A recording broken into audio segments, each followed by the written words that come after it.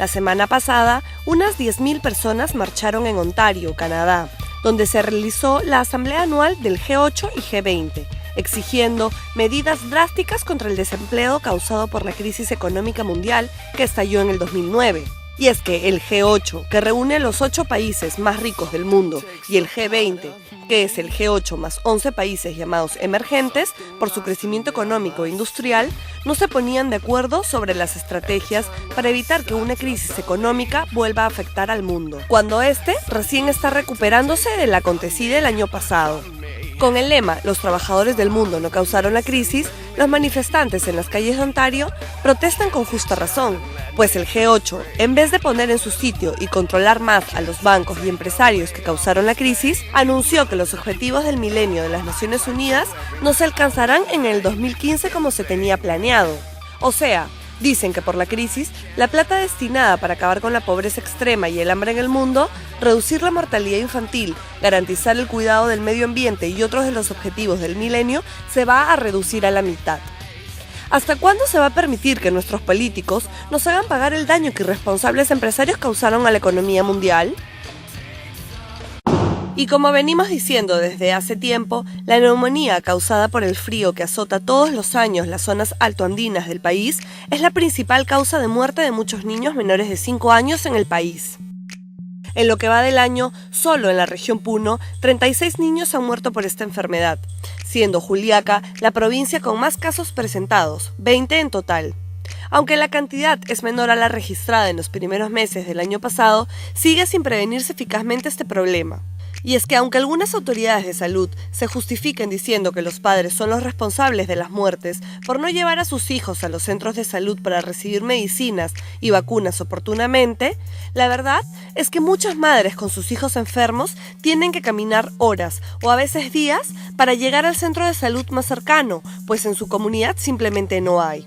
Además, la extrema pobreza en la que viven muchos peruanos hace que no cuenten con el mínimo de abrigo necesario para cuidar de sus hijos. Es decir, que el Estado no está presente en muchas zonas alejadas de nuestro país. Si el presidente Alan García dice que el Perú avanza, ¿cómo es posible que todos los años se repita la misma historia de muertes por frío y nadie haga algo más por detenerla?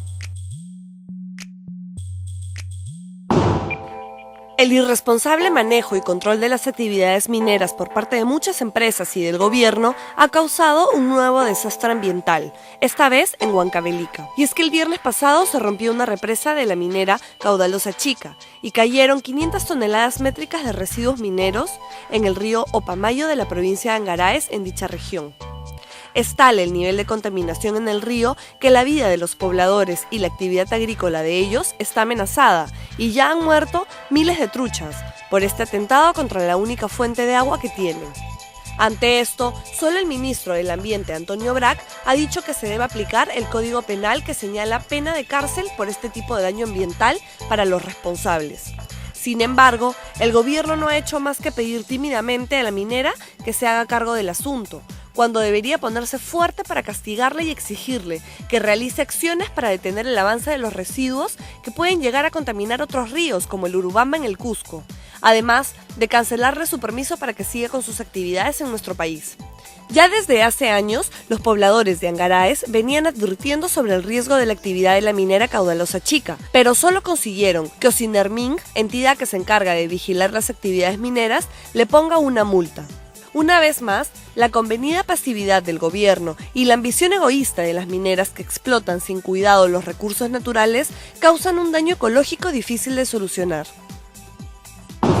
En contra del escándalo mediático generado por la marcha pro-senderista ocurrida hace unas semanas en la Universidad de San Marcos, los estudiantes de esa casa de estudios, en una movilización pacífica hacia el Congreso, deslindaron cualquier relación con Sendero Luminoso, negando así el supuesto rebrote terrorista que la prensa y algunos políticos señalaban, pues el video donde se ve a un pequeño grupo de personas arengando a favor de la amnistía general para los terroristas, entre ellos el líder senderista Abimael Guzmán, sirvió para que el mismo presidente Alan García demandara una intervención urgente a esa universidad, sin exigir antes pruebas de que la Universidad de San Marcos sea un foco terrorista. Si en verdad al gobierno le preocupara este asunto, debiera trabajar mediante políticas que condenan dichos actos y no andar amenazando solo porque la prensa lo escandaliza. Sendero Luminoso le ha hecho mucho daño al pueblo peruano y no debemos permitir que se le condene solo por unos días, como ha venido sucediendo, sino desde la memoria de los ciudadanos y la mano firme del Estado.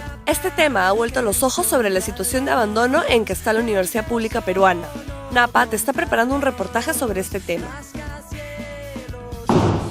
Y científicos peruanos han puesto en marcha un proyecto de inseminación artificial para las abejas. Aunque suene gracioso, nuestras abejas productoras de miel necesitan reproducirse o si no se extinguirán. Ya la comunidad biológica internacional había advertido sobre este tema, que surge por la pérdida de la diversidad de plantas a nivel mundial, pues como sabemos, las abejas se alimentan del polen de diversas especies de flores. El proyecto, desarrollado por la Universidad de San Marcos, consiste en congelar el semen de las abejas para mantener un abastecimiento permanente para programas de selección genética que ayudarán a los apicultores a mantener y reforzar sus colmenas. Hay que recordar también que las abejas son miembros de ecosistemas donde son el eslabón básico en las cadenas alimenticias y una vez más, la contaminación afecta a nuestros ecosistemas.